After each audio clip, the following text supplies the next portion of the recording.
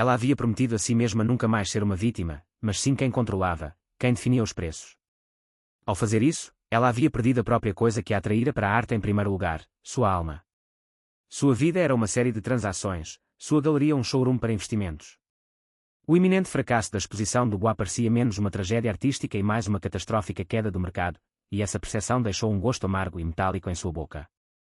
Ela era rica, poderosa e completamente, profundamente sozinha. Seus mundos colidiram em uma tarde fresca de outono.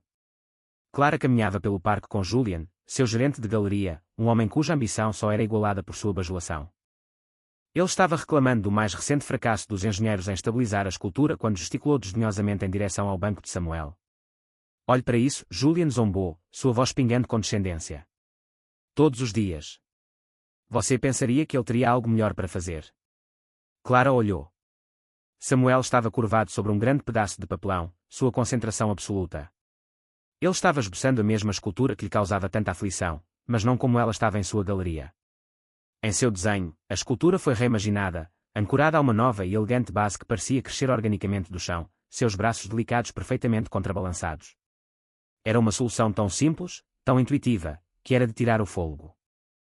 Mas Clara, cega por seu stress e pela crueldade casual de Julian, viu apenas presunção. Algumas pessoas não têm nada além de tempo para sonhar, ela disse, sua voz mais fria do que pretendia. As palavras pretendiam alinhá-la com Julian, para reforçar a parede invisível entre o mundo dela e o de Samuel. Como se convocada por seu desdém, uma súbita rajada de vento varreu o parque, arrancando o pedaço de papelão das mãos de Samuel. Ele tombou várias vezes, caindo diretamente nos caros sapatos de cor de Clara. Julian se abaixou para pegá-lo, um sorriso zombeteiro brincando em seus lábios. Ele o segurou para ela ver. O desenho era ainda mais notável de perto. As linhas eram limpas, confiantes e precisas. Havia fracas notações matemáticas nas margens, cálculos de peso e distribuição de stress. Não era um sonho, era um projeto. É um engenheiro e tanto, não é? Julian riu, sua risada aguda e cruel. Provavelmente projetando sua próxima mansão de caixa de papelão, ele olhou para Samuel, que agora estava de pé, seus olhos cheios não de raiva, mas de uma tristeza silenciosa e profunda enquanto os observava segurar seu trabalho. Sem pensar duas vezes, Julian deixou o papelão escorregar de seus dedos. Ele caiu com a face para baixo em uma poça de lama deixada pelos aspersores da manhã. A tinta de uma caneta barata começou a escorrer, as linhas elegantes borrando-se em uma mancha feia. Vamos, Clara. Temos problemas reais para resolver, Julian disse, virando as costas. Clara hesitou por uma fração de segundo. Ela viu Samuel se aproximar, pegar gentilmente o desenho arruinado e tentar limpar a lama com a manga, com uma expressão de profunda perda no rosto. Naquele momento, ela sentiu uma pontada de vergonha aguda e inesperada. Ela se virou e foi embora, a imagem do esboço arruinado gravada em sua memória. A imagem a assombrava. Através de uma reunião tensa com os engenheiros e uma ligação ríspida com o furioso Henri Dubois, ela não conseguia parar de ver as linhas confiantes, a solução elegante esboçada em um pedaço de lixo. Era o olho de um artista reconhecendo o de outro, um lampejo de seu antigo eu apaixonado agitando-se sob a armadura cínica. O desenho não era apenas bom, era brilhante. A crueldade casual do desprezo de Julian, e sua própria cumplicidade nisso, a corroíam. Quem era esse homem? No dia seguinte, ela disse a Julian que estava se sentindo mal e precisava da manhã de folga, um evento inédito. Ela não foi para casa. Ela voltou para o Parque Starling. Ela vestia de jeans simples e um casaco liso, sentindo-se uma intrusa em sua própria cidade. Ela encontrou o banco vazio. Uma sensação de decepção, aguda e surpreendente, a invadiu. Ela perguntou a um vendedor de cachorros quentes se ele tinha visto o homem que desenhava. Samuel. Oh, claro, disse o vendedor, limpando o balcão. Ele não está aqui às terças-feiras. Ele é voluntário, ele deu a ela o endereço de um centro comunitário decadente em uma parte da cidade que seu motorista ativamente evitava. Impulsionada por uma compulsão que não entendia, Clara se viu em frente ao centro comunitário St. Jude, um edifício de tijolos cujos murais desbotados falavam de um tempo mais otimista. Espiando por uma janela suja, ela ouviu. Samuel estava de pé no meio de uma sala bem iluminada, cercado por uma dúzia de crianças de todas as idades. Ele não estava apenas esboçando. Ele estava ensinando.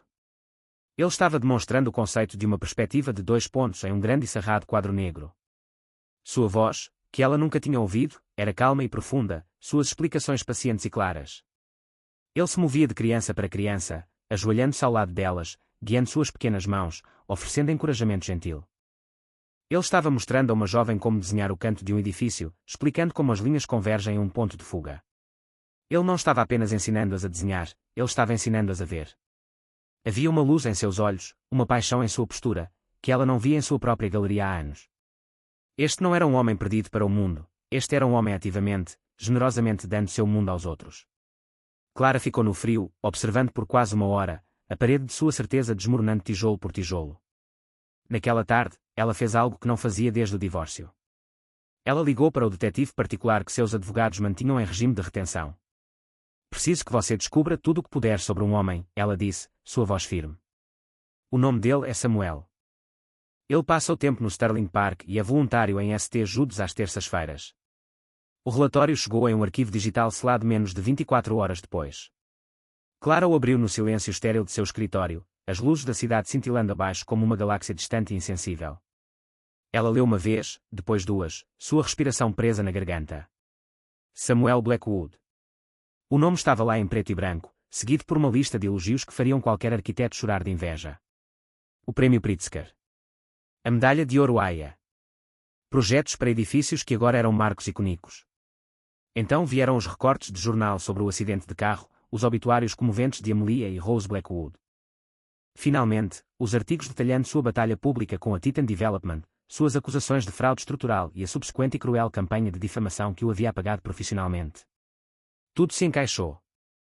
A precisão de suas linhas, sua compreensão inata de estrutura e equilíbrio, a profunda tristeza em seus olhos. Ele não era um sem-teto sonhando com edifícios, ele era um arquiteto mestre que havia perdido tudo, exceto sua integridade. O esboço que ele havia feito não era apenas um rabisco, era uma solução instintiva e elegante de uma mente que uma vez havia moldado horizontes. A vergonha que Clara sentira no parque retornou, 10 vezes, queimando como ácido. Ela não apenas julgou mal um homem, ela profanou um mestre. A ligação veio uma hora depois. Era seu engenheiro-chefe, sua voz tensa de pânico. Clara, é pior do que pensávamos. A mola de torção central tem uma microfratura. Se ligarmos o motor, toda a seção superior pode-se soltar. Dubois está em um avião, ele estará aqui amanhã. Estamos acabados. O show é impossível. O silêncio no escritório de Clara era absoluto. Todo o seu dinheiro, suas conexões, seu poder, eram inúteis. Seus especialistas falharam. Sua peça central de milhões de dólares era uma bela bomba-relógio. Este problema está além de uma solução simples. Não podemos permitir que um amador. Samuel não lhes deu atenção. Ele caminhou lentamente ao redor da enorme escultura, seus olhos examinando cada junta, cada superfície brilhante. Ele colocou uma mão em um dos suportes principais, fechando os olhos como se estivesse ouvindo o estresse no metal. Os engenheiros trocaram olhares desdenhosos. Julian parecia prestes a expulsar Samuel fisicamente. Após 10 minutos completos de observação silenciosa, Samuel caminhou até uma grande mesa coberta pelos projetos descartados. Ele pegou um lápis de carpinteiro grosso. Ele não usou régua nem computador. Em uma folha nova de pergaminho, com traços rápidos e incrivelmente firmes, ele começou a esboçar. Ele desenhou um sistema de microescoras, uma estrutura delicada, semelhante a uma teia, que seria quase invisível de frente. Não combatia o design falho da escultura, trabalhava com ele, redistribuindo a energia cinética ao longo de um novo e harmonioso caminho. Era uma ideia nascida não de livros didáticos, mas de uma compreensão profunda e intuitiva de força e elegância. Era menos uma correção de engenharia e mais uma obra de arte em si. Ele terminou e deslizou o desenho pela mesa. O engenheiro-chefe pegou, seu ceticismo em conflito com sua curiosidade profissional. Ele o estudou, seus olhos se arregalando. Ele o passou para seus colegas. Um murmúrio baixo percorreu o grupo. Eles pegaram calculadoras, fizeram simulações frenéticas em seus laptops. Meu Deus, o engenheiro-chefe finalmente sussurrou, olhando para Samuel com uma nova expressão de admiração. Isso é brilhante. É não convencional, mas vai funcionar. Na verdade, tornará a estrutura inteira mais forte do que o design original.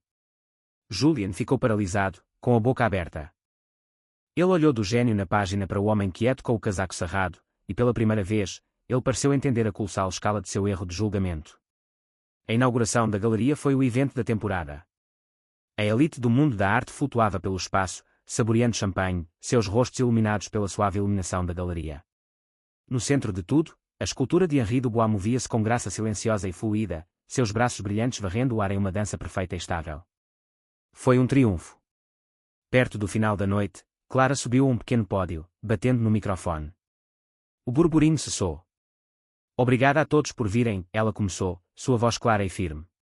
Esta noite, estamos celebrando uma magnífica obra de arte. Mas também estamos celebrando um milagre. Há alguns dias, esta exposição estava à beira do cancelamento. Esta bela escultura que vocês veem diante de vocês era uma coisa quebrada.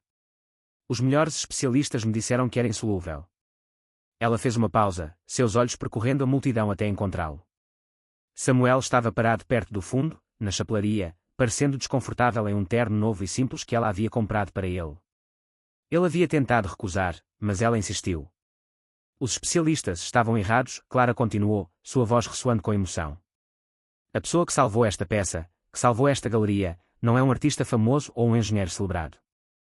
Ele é um homem de dignidade tranquila e talento extraordinário, um homem a quem eu e minha galeria devemos um pedido de desculpas e uma dívida de gratidão que nunca poderei pagar totalmente. Ela gesticulou em direção a Samuel. Senhoras e senhores, gostaria que conhecessem o brilhante arquiteto que tornou esta noite possível.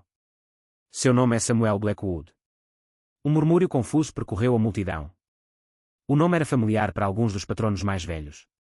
Clara continuou, sua voz ressoando com convicção. Ela lhes contou toda a história, de suas conquistas passadas, de sua perda trágica, de sua integridade inabalável diante da corrupção e de sua própria cegueira. Ela não se poupou, detalhando seu desprezo inicial e as ações humilhantes de Julian no parque. Foi uma confissão crua e pública, um desmantelamento de sua própria imagem cuidadosamente construída. Quando ela terminou, a sala estava em silêncio. Todos os olhos estavam em Samuel, não mais com pena ou confusão, mas com um respeito crescente e profundo. Os aplausos começaram como uma onda e cresceram para uma ovação estrondosa. Samuel parecia sobrecarregado, um homem desacostumado à luz, mas ao encontrar o olhar de Clara do outro lado da sala, ele fez um pequeno e grato aceno. Sua vindicação estava completa. No dia seguinte, em seu escritório, Clara deslizou um contrato sobre sua mesa polida em direção a Samuel. Oferecia-lhe o cargo de designer consultor e artista estrutural residente para a galeria, com um salário que lhe permitiria comprar uma cobertura maior que a dela, um carro da empresa e uma conta de despesas ilimitada. Samuel olhou para o contrato, mas não o pegou. Obrigado, Clara, disse ele, com a voz suave. Isso é mais do que generoso. Mas não é o que eu quero, o coração de Clara afundou. O que você quer, então? Qualquer coisa. Diga, você tem recursos, disse Samuel, olhando pela janela não para o horizonte, mas para as ruas abaixo. E eu tenho projetos. Centenas deles. Não para galerias, mas para pessoas. Para comunidades. Quero construir uma clínica no bairro Leste. Um novo parquinho para as crianças de St. Jude's.